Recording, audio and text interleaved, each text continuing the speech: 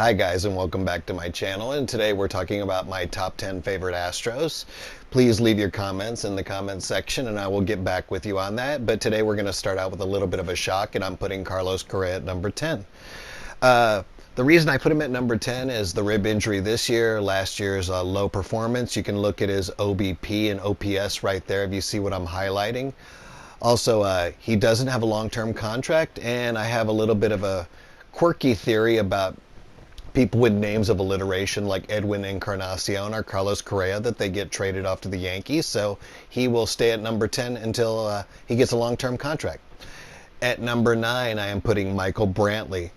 He was actually my favorite, besides Corey Kluber, he was my favorite fielder in all of the Cleveland Indians, and he was an excellent pickup. I'm surprised out of every Cleveland Indian he was on the trading block.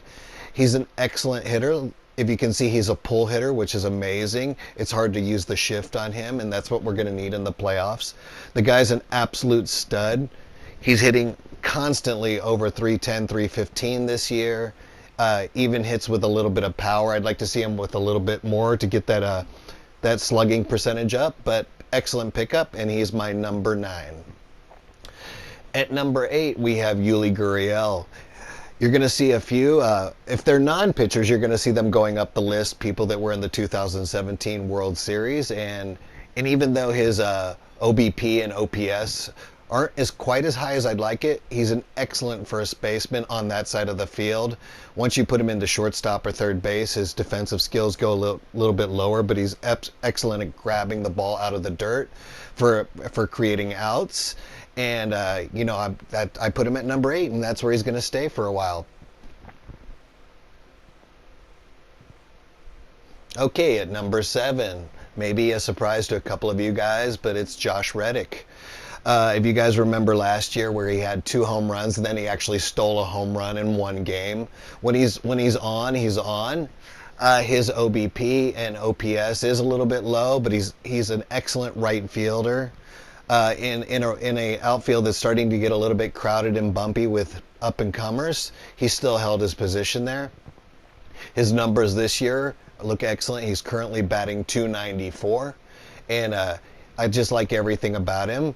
Has he been consistent over the years? Yes, he has. There's his situational hitter, but when you need a bat, he's looking better than ever. He's going to keep that position. I like him there. 2 years ago, he wasn't my favorite, but currently he is. Okay, at number 6, we have Wade Miley. Fantastic pickup from the Brewers. I liked him last year. If you can see right there, his pitches are a cutter, a curveball, a changeup, a 4-seam fastball, and a 2-seam fastball. You can see on the pitch repertoire in the top right corner, you can actually see the velocities on all his pitches, and his pitches look really good. He puts a few balls into play, not quite like Dallas Keuchel, but you can see right there his whip is a 121, which is excellent. His strikeouts are at 50. His ERA last year was a 2.57. Fantastic pickup. He's the exact guy I wanted from the Brewers. He's on the Astros, like him. Okay, Garrett Cole.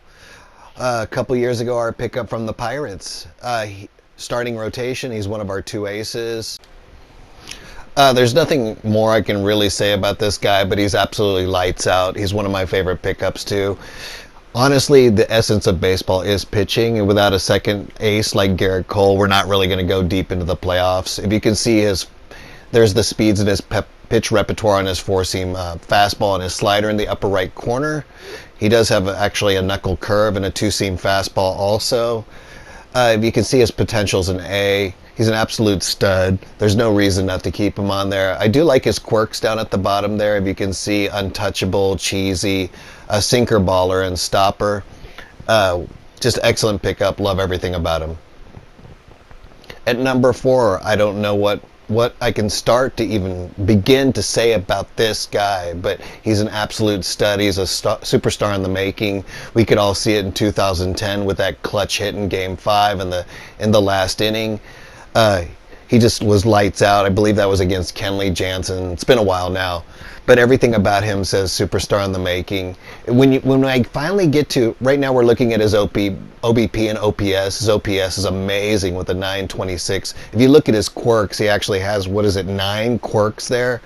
So he creates walks, he's a fighter, he's a rally monkey, he's just got all the quirks you could possibly want. You'll see for a second there he creates actually a Twitter account too. He's on social media, he's got a YouTube account. He's got the absolute perfect personality. His overall's a 91. He's on the rise. He's the star of the future. He's the perfect Astro. He's a homegrown Astro. Okay, at number 3 we have George Springer. George Springer, an absolute stud. The thing I like about George Springer more than anything is when we get to the playoffs, he elevates it. Last year, even in 2018, he had 4 home runs, which I believe was tied with Steven Pearce for the most home runs in the playoffs. He absolutely is a ballistic missile, totally goes off like a rocket when the playoffs come. He's a stud in center field. But at the bat, when we need him most, I mean, just absolutely creates. Perfectly put in position number 1 to start the inning. Love everything about him. We all know him. We all love him. Can't say much more about George Springer. Situational hitter right there. There's another one of his quirks. One of my favorite players in the Astros, and hopefully he's there for a long, long time.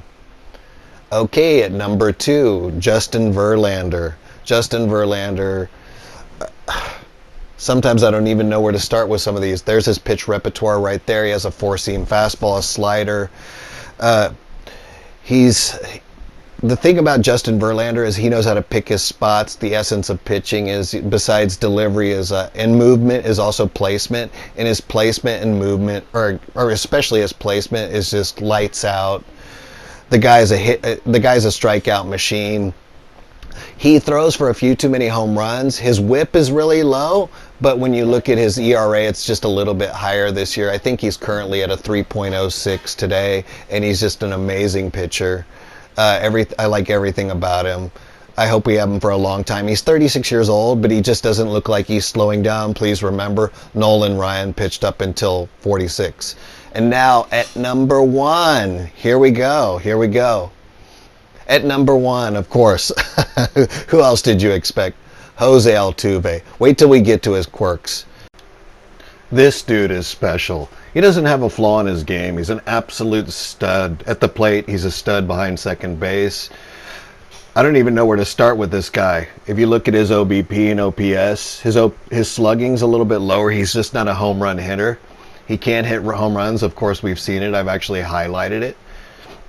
He's having a down year this year, but it's a little bit due to injury, but now he's back. He's a complete, look at his quirks right here. He's a complete sniper. He's a complete rally monkey. He hits the breaking ball, pressure cooker, road warrior, 20/20 vision, hitting machine. The guy is completely flawless. He will always be my number 1 Astro of all time. If we're looking at historical Astros, he's still the exact same. He's number 1. I'm going to do a historical list also, so that's coming up. I don't know when. Give it a week or 2. Okay, now let's go into the special mentions. Hopefully you guys are surprised, and they just couldn't make the list. I love these players. They just couldn't get in there. Okay, special mention number 1, Tony Kemp. Excellent at defense. His OPS and slugging's a little bit low, but I like him as a backup player. He's a good situational hitter for me, and he's somebody I like on the team. Number 2, Ryan Presley. Absolute stud. Since we're a little bit struggling on the pitching side this year, he's somebody we need. So when the time comes, we're going to need pitchers like Ryan Presley or Will Harris. The loss of Charlie Morton still stings with me.